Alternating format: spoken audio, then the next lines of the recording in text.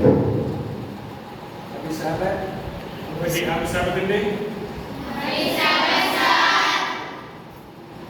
Sounds good. And I'm happy to be here this morning. ఈ యొక్క ఉదయకాల సమయంలో మీ మధ్యలో ఉండడం చాలా సంతోషంగా ఉంది. And this is the first time we are coming here. ఇది మొదటిసారి ఈ ప్రాంతం రావడం. But I know Pastor Samuel from years together from Spicer College. We studied together. Very nice and soft and very kind person.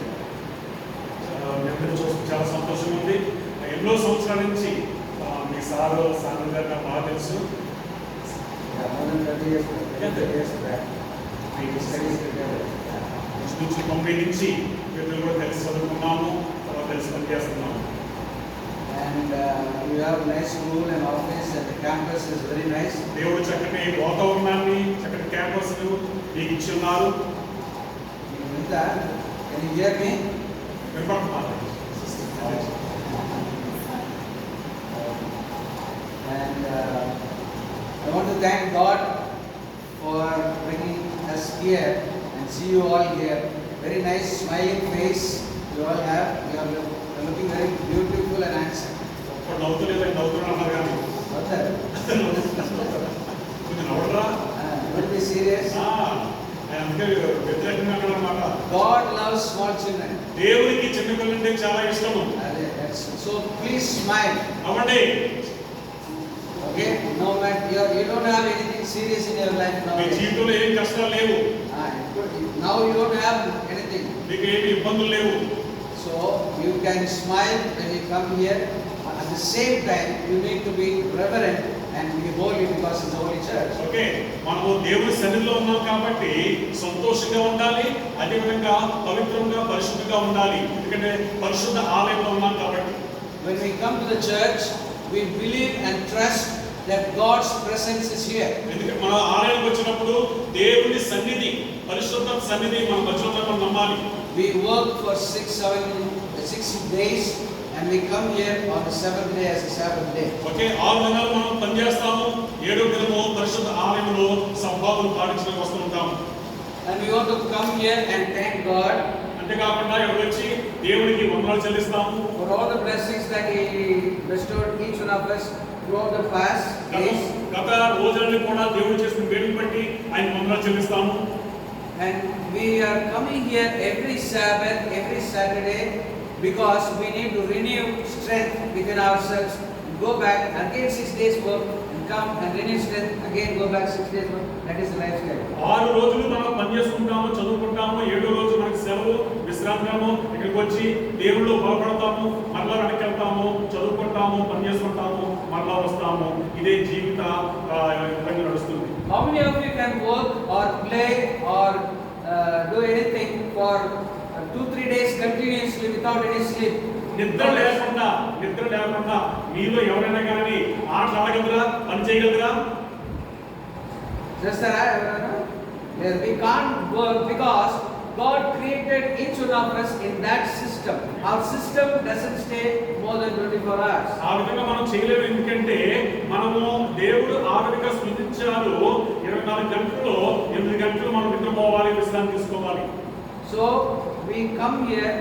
God doesn't need 6 days to create this world. దేవునికి 6 రోజులు అవసరం లేదు ఈ లోకాన్ని చేయడానికి. He can create all this in one day. సమస్తని కూడా ఒక్క రోజులో ఆయన సృష్టించవచ్చును. But He took 6 days and on 7th day He rested because our system for 6 days it can work. You can work for 1 or 2 days without sleep or without eating, but at the end of the 6th day you will be tired and you have to be on rest. Okay, 7 రోజులు కూడా మనం పని చేయలేము, ఎందుకంటే ఈ దేహానికి విశ్రాంతి అవసరము. కాబట్టి 7వ దినమును దేవుడు నీకు నాకు ఒక విశ్రాంతి ఇచ్చున్నారు. Even the government is having 6 days work on the 7th day, that is the Sunday they give one off. All the working place, office or school or anything, they give 1 day or weekly off they give. You remember? ప్రభుత్వం వారు కూడాను 6 రోజుల పని 7వ రోజు లేదా మొదటి రోజు సెలవు ఇస్తున్నారు. Not only Christians, not only Adventists, the whole world is full one day in a week, rest day. That's what God planned in the beginning. కేవలం మన సెవెంత్ డే సంఘం మాత్రమే కాదు, ప్రపంచవ్యాప్తంగా ప్రతి ఒక్కరు కూడా ఒక రోజులో విశ్రాంతిగా తీసుకుంటున్నారు. ఆ విధంగా దేవుడు ఏర్పాటు చేస్తున్నారు. So let us get into the message for this day for 10 minutes. ఒక 10 నిమిషాల పాటు దేవుని యొక్క వాక్యం మనం ధ్యానించుకుంటామండి. Book of Luke, లూకా సువార్త chapter 17, 17వ అధ్యాయము verses from 11. ఆ 11వ వచనం నుంచి. How many of you know this story? ఈ కథ ఎంతమంది తెలుసు? ఒక సంవత్సరం ఒకసారి చెప్పాను నేను. Very good. తెలుసా? Okay. తెలుసమ్మా? I will read from 11th verse. 11 నుంచి చదువుతున్నారు sir. On the way to Jerusalem, he was passing along between Samaria and Galilee. అక్కడ ఆయన అనగా యేసుక్రీస్తు వారు సమరయ గలిలయ మధ్యలో ఆయన నడుస్తున్నారు. From Jerusalem, he was walking towards Samaria, Galilee and యెరూషలేము నుంచి ప్రారంభమై సమరయ గలిలయ ప్రాంతం నుంచి నడుస్తున్నారు. how we go from Vizag, how we come to Vijayanagar. Visakhapatnam నుంచి విజయనగరం వస్తాము, లేదా మీరు ఒరిస్సా నుంచి ఇక్కడికి ఎలా వస్తారు అలాగా. So as when he was traveling with the people, ఆయన జనసమూహంతో నడుస్తూ వస్తుండగా he came across a small village, a town.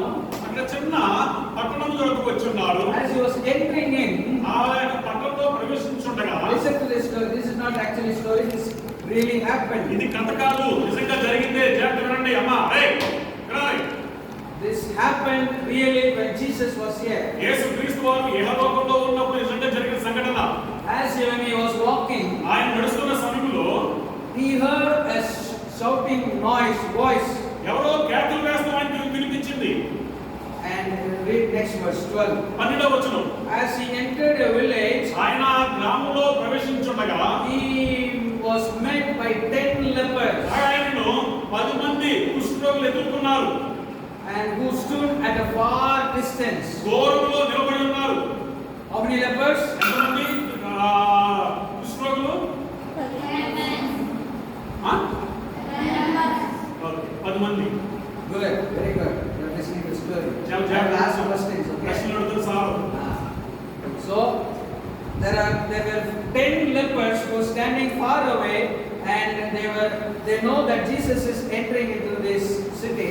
అయితే యేసుక్రీస్తు వారు ఈ పట్టణంలోకి వస్తారని తెలిసి 10 మంది కుష్ఠరోగులు దూరంగా నిలబడి ఉన్నారు. Okay, let me explain about the lepers. They will have their fingers like this, and they don't have proper legs, proper hands, and they won't wear nice clothes. They were a little bit they will be outside this city. Okay, ఎప్పుడైనా కుష్ఠరోగులు చూసారా మీరు? చేతులు తినేసి ఉంటాయి, కాళ్ళు తినేసి ఉంటాయి, సరిగ్గా నడవలేరు. వారు ఊరికి దూరంలో వారు జీవిస్తూ ఉంటారు. In the station, railway stations, bus stands, or on the roadside, you will have seen. అయితే బస్ స్టాండ్ దగ్గర, రైల్వే స్టేషన్ దగ్గర, రోడ్డు మీద నిలబడి అడుక్కుంటూ ఉంటారు కాబట్టి. When they saw Jesus Christ, వారు ఎప్పుడైతే యేసుక్రీస్తుని చూసారో 13th verse, అప్పుడు వచనం, and lifted up their voices saying, Jesus, Master, have mercy on us. వారు ఎప్పుడైతే యేసుక్రీస్తుని చూస్తున్నారో, యేసు బోధకుడా మాపై కరుణించు అని చెప్పి ఉన్నారు. Jesus, have mercy on us. యేసు మాపై కరుణించు. Master, have mercy on us. బోధకుడా మాపై కరుణించు. They were shouting, that is the Bible says. పరిశుద్ధమైనటువంటి వారు అరుస్తున్నారు బిగ్గరగా. How many of you can shout? ఎంతమంది మీరు గట్టిగా అరవగలరు? Can't shout. అరవగలరు? I can hear your voice. All natak and fighting here and there.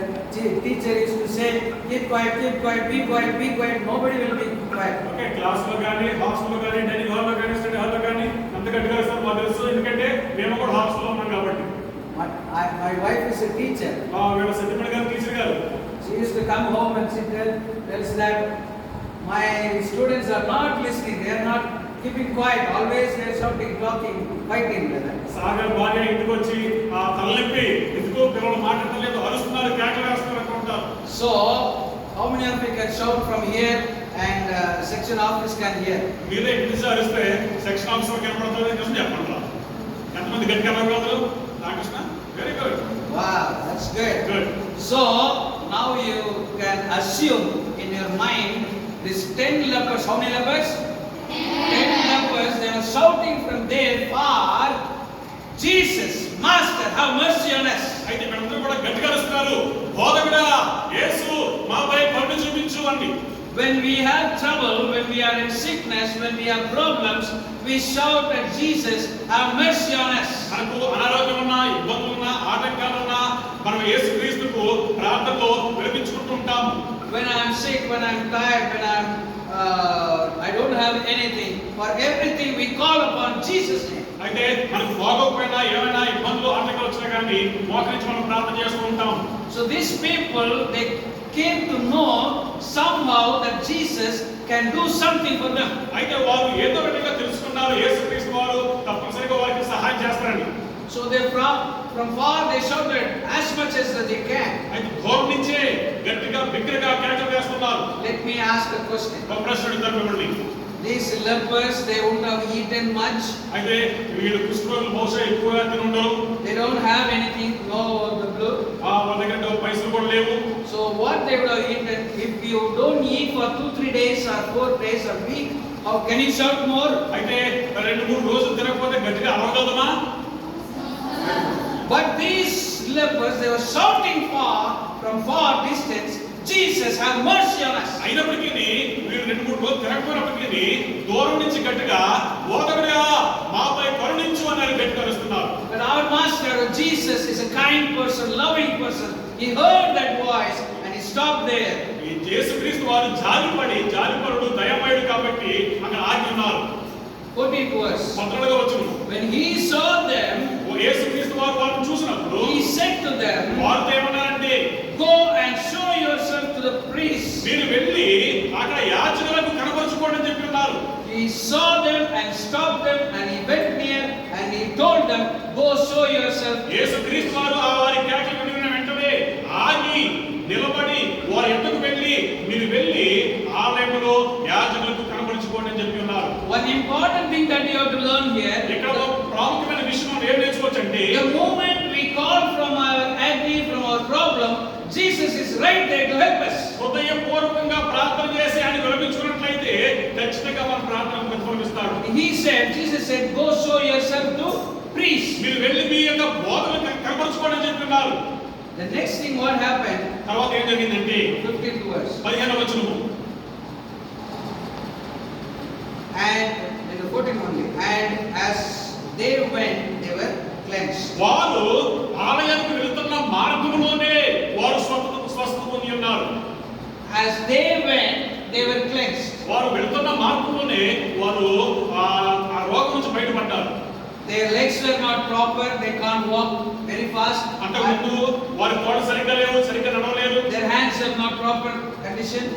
వారి యొక్క చేతులు సరిగ్గా లేవు. Their health condition, they are not able to work much. అయితే ఎక్కువగా నడవలేకపోతున్నారు, ఆరోగ్యం లేదు. But still they obeyed to Jesus because he told to go and show. యేసుక్రీస్తు వారు చెప్పారు కాబట్టి వారు మాటకు విలువించి వెళ్ళి ఉన్నారు. So immediately they somehow got up and they were going. అయితే ఏదో విధంగా లేచి నడవడం మొదలు పెట్టారు. They want to show them to the priest. That is what Jesus told. అది యేసుక్రీస్తు వారు ఏం చెప్పారంటే, మీరు వెళ్ళి మీ యొక్క ఆలయ నాయకులను కనపరచుకోండి చెప్పి ఉన్నారు. As they were going, and that's what the Bible says. పరిశుద్ధ గ్రంథం ఏమంటుందంటే, వారు వెళ్తుండగా When they went, they were cleansed. వారు నడుస్తున్న మార్గంలోనే వారు స్వస్థత పొంది ఉన్నారు. When you obey Jesus' command, you will feel the miracle in you. నేను మనందరం కూడాను దేవుని ఆజ్ఞ పాటించినట్లయితే మనందరం కూడా అభివృద్ధి చెందుతాము. They immediately obeyed Jesus. వారు వెంటనే దేవుని మాటకు అంగీకరించున్నారు. They didn't think in their mind, we thought this Jesus, this master will do immediately something, but he is telling me to go to the priest. అయితే బహుశా వాడేమనుకోలేదు, ఏంటి ఏదో వచ్చి ముట్టుకుంటాడు, స్వస్థపరచుకుంటే వెళ్ళి నాయకులు కనపరచుకోమంటాడు అని ఏమనుకోలేదండి. They didn't think the priest and the people only chased them out of the city because they were lepers. ఎందుకు కనపరచుకోమని చెప్పారంటే, ఆ యొక్క మత నాయకులే, ఆ యొక్క పట్టణ నాయకులే వారికి కుష్ఠరోగం వచ్చింది కాబట్టి ఊరి చివరకు తోలువేసి ఉన్నారు. Very clearly listen this story. This has happened, okay? ఇది నిజంగా జరిగిన కథ, జాగ్రత్తగా వినండి. They didn't have any doubt in their mind. వారి యొక్క మనసులో ఎటువంటి అనుమానం లేదు. బోట్ల బిడ్డలు అవుతున్నాడు పిల్ల. Immediately they went on the way, they were cleansed. వారు దారి మధ్య నడుస్తుండగానే వారు స్వస్థ పొంది ఉన్నారు. Listen here, see me carefully. జాగ్రత్తగా ఇక్కడ చూడండి. As they were going, their hands were neatly and it was came very nice and they were able to run again. వారు ఇలా ఉన్నారు, కుష్ఠరోగంతో ఉన్నారు. వారు నడుస్తుండగా ఒకసారి చేతులు చక్కగా వచ్చింది. వారు నడవడం మొదలుపెట్టారు, పరిగెత్తడం మొదలుపెట్టారు. The moment they saw they were cleansed, but they were still running to show that to the priest. వారు స్వస్థత పొంది ఉన్నారు నడుస్తుండగా, అయినప్పటికీ వారు పరిగెడుతున్నారు. ఎందుకంటే మత నాయకులకు, ఆలయ అధికారులకు కనపరుచుకోమన్నారు కాబట్టి. 15th verse. 15వ వచనం. Your Bible now? బైబిల్ ఉన్నాయా? ఎవరు చదువుతారు? 15. 15వ వచనం చదవరా. ఎవరు తీశారు? I'll read. Okay. Then one of them, when he saw that he was healed, అందులో ఒకరు స్వస్థత పొంది ఉన్నామని తెలుసుకున్న తర్వాత, how many were there? How many lepers? ఎంతమంది కుష్ఠరోగులు? And when they were going, these one lepers were cleansed. They were all right. So immediately, only one person. 15 verse says, only one person. వారు వెళుతుండగా స్వస్థత పొందారు. అందులో 15వ వచనం ఏంటంటే ఒక వ్యక్తి When he saw that he was cleansed, ఆయన స్వస్థత పొందినని తెలుసుకున్న తర్వాత turned back, వెనక్కి తిరిగి praising God దేవునికి వందనాలు చెల్లించుచు with a loud voice. బిగ్గరగా కేకలు వేస్తున్నాడు. They were going towards the city to show them to the priest, but one fellow got everything is right. Then immediately he thought he has to go back and thank Master. ఈ 10 మంది కూడా పరిగెడుతున్నారు. నాయకులకు, మత నాయకులకు, యాజకులకు కనపరుచుకోవడానికి. ఇందులో ఒక వ్యక్తి మాత్రం ఎప్పుడైతే స్వస్థత పొందని తెలుసుకున్నాడో వెనక్కి తిరిగాడు. The Bible says only this much. Bible పరిశుద్ధ గ్రంథం ఈ మాత్రం చెప్తుంది. But assume in your mind, అయితే మనసులో తలుచుకోండి, if your 10 people are playing around, ఇక 10 మంది విద్యార్థులు ఆడుకుంటున్నట్లయితే, if one person got biryani there, ఆ ఒక వ్యక్తికి బిర్యానీ దొరికిందంటే one will go or 10 will go. ఒకరు అవుతారా 10 మంది అవుతారా బిర్యానీ ఉందంటే? Your calculation is correct. చాలా బాగా చెప్పారు. So when they were going, వారు వెళ్తుండగా all 10 got well. ఆ 10 మంది కూడా స్వస్థత పొందారు. But only one fellow thought in his mind, కానీ ఒక్కడే మనసులో అనుకున్నాడు, thinking that he came back. That's what he says. Read this. అయితే జాగ్రత్త చదవడానికి అక్కడ చూసినట్లయితే, And came back and fell on his face to Jesus' feet. యేసుక్రీస్తు పాదాలపై పడ్డాడు. He came and he literally fell down on Jesus' master feet, వచ్చి యేసుకి బోధకుడు పాదాల చెంత పడి ఉన్నాడు, giving him thanks. ఆయనకు వందనాలు చెల్లిస్తున్నాడు. How many of us say thanks to others? Okay, మనం కూడా ఎవరైనా ఏమైనా చిన్న బహుమానం ఇచ్చారంటే థ్యాంక్ యూ సార్ అని చెప్తామా? Any gifts is there? Huh? Yes sir or no sir? Yes sir. We have to say thanks. మనం ఎప్పుడు కూడా థ్యాంక్ యూ సార్, వందనాలు సార్ అని చెప్తూ ఉండాలి. Even if it is small or big or anything. చిన్న బహుమానమైనా పెద్ద బహుమానమైనా ప్రతిదానికి కూడా థ్యాంక్ యూ అనే మాట మన నోట రావాలి. That is the main lesson that we are going to learn from here. అదే ప్రాముఖ్యమైన పాఠం మనం నేర్చుకుంటున్నాం. Because how many are there? ఎంతమంది ఉన్నారు ఇక్కడ? 10 మంది ఉన్నారు. In that 10, all 10 got cured. ఆ 10 మంది కూడా స్వస్థ పొందారా? How many came back to thank? ఎంతమంది వచ్చి థ్యాంక్ యూ చెప్పారు? How many went to the city to show them the priest? యాజకులు చెప్పుకోవడానికి అక్కడ మత నాయకులు చూపించడానికి ఎంతమంది వెళ్ళారు? Your calculation is right. బాగా చెప్తున్నారు. So that 9 went. That's what Bible says. అదే చెప్తుంది బైబిల్, అదే చెప్తుంది 9 మంది వెళ్ళారు. But 2 minutes, I want to imagine something and tell you. Okay, మనసులో 2 నిమిషాలు ఆలోచన చేయండి. The moment that one person got well and he wanted to go and say thanks, no, right? That person would have called, Hare Dura, we'll go back and say thanks. అయితే ఆ 10 మందిలో 9 మంది వెళ్ళిపోతున్నారు, ఒక వెనక వస్తున్నాడు. ఆ వెనక రావడం మానేసి అరే నువ్వు కూడా యేసు ప్రభువుకి వందనాలు చెప్తాము అంటే, I'm going alone to say thanks. Why don't you come? నేను ఒకటే అన్నాను, మీరు కూడా రావచ్చు కదా యేసు ప్రభువుకి వందనాలు చెప్తాను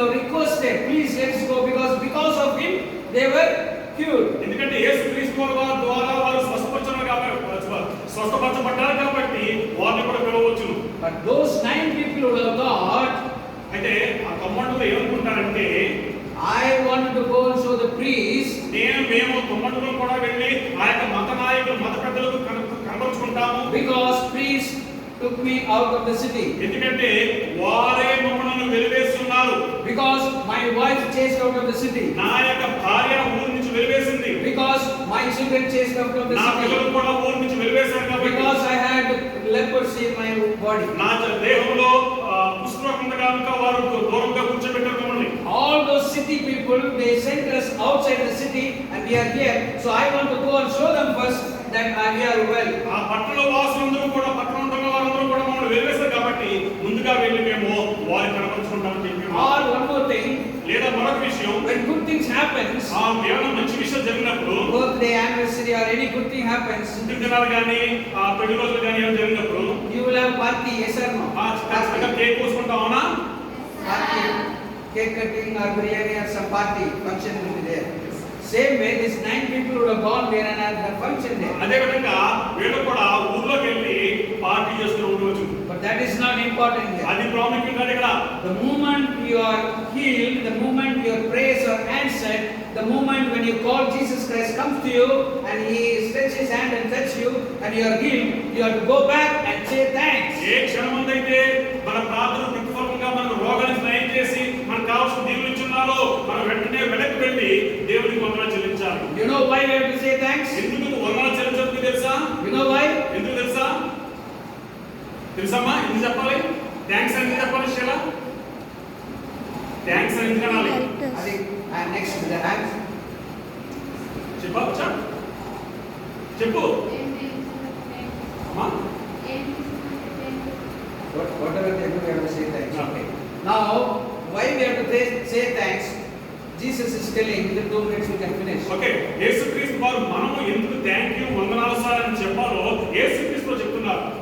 There is a God who is looking from above each one of us, what we know, what we do, where we go, what we say, what we talk. అయితే పరలోకం నుంచి సర్వ సృష్టికి కారణమైన యెహోవా దేవుడు చూస్తున్నాడు. నువ్వేం చేస్తున్నావో, ఏం మాట్లాడుతున్నావో, ఏం తింటున్నావో. I am asking question. Is there a God who is looking at you and me? నిన్ను ప్రశ్నిస్తున్నాడు. దేవుడు పరలోకం నుండి చూస్తున్నాడా? ఏం చేస్తున్నామో? Yes. There is a song also. I am always looking for this. Now, when Christ is looking like that, how many people were there? Lepers? అయితే ఏ దేవుడు పైన చూస్తున్నాడు? ఎంతమంది కుష్ఠరోగులు ఉన్నారు? How many came back? ఎంతమంది తిరిగి వచ్చారు? How many went away? Very good. Now Jesus is asking question. అయితే ఇప్పుడు యేసు ప్రభు ఒక ప్రశ్న అడుగుతున్నారు. Jesus answered, were there not 10 cleansed? Where are the 9? Was one who found returned and gave praise to God, except this is from Samaria. పరిశుద్ధ గ్రంథంలో వాక్యం ఏంటంటే 10 మంది శుద్ధులైన కారా మిగిలిన 9 ఏది క్రీస్తు వారు అడుగుతున్నారు. Jesus asked very clear question. చాలా వివరంగా యేసుక్రీస్తు ప్రశ్న అడిగారు. Simple question. చిన్న ప్రశ్న. A mathematic question. ఆ లెక్కల్లో ఉన్న ప్రశ్న. How many were cleansed? ఎంతమంది స్వస్థపరిచారు? Jesus asked that man. And were there 10? That he was asking. Then only one came to say thanks. Jesus is telling. 10 మంది శుద్ధులయ్యారు, 10 మంది స్వస్థ పొందారు, ఒక్కడే తిరిగి వచ్చాడు. And that one person who came is a Samaritan. ఆ వచ్చిన వాడిలో 10 మందిలో తిరిగి వచ్చి వందనాలు అని చెప్పిన వాడిలో వాడు ఎవడంటే సమరయుడు.